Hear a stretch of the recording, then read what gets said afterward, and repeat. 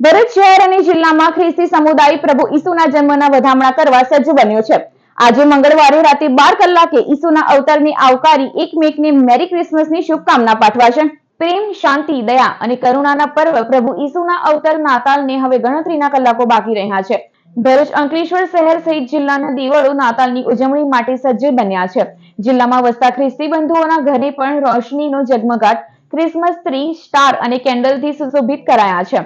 દેવળોમાં રોશની વચ્ચે ગભાણ બનાવવામાં આવ્યો છે। મંગળવારે રાતે 11 કલાકથી દેવળોમાં કેરોલ્સ, ભક્તિ ગીતો વચ્ચે રાતે 12 કલાકે ઈસુના અવતારના વધામણા થશે। આતશબાજી સાથે નાતાલ પર્વને ઉજવી ખ્રિસ્તી બંધુઓ એકમેકને મેરી ક્રિસમસની શુભેચ્છાઓ પાઠવશે।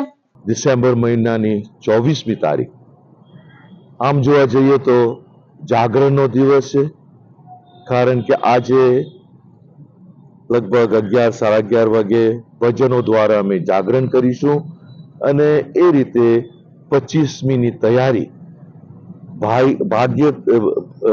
બહારની તૈયારી અને અંદરની તૈયારી, બધી જે તૈયારી તમે જુઓ છો એ બધી નાતાલ માટેની તૈયારી છે, પ્રભુ ઈસુના જન્મ માટેની તૈયારી છે।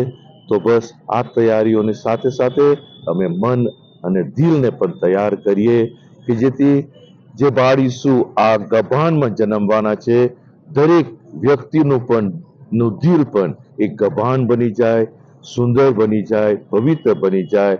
આ છે અમારી પ્રાર્થના।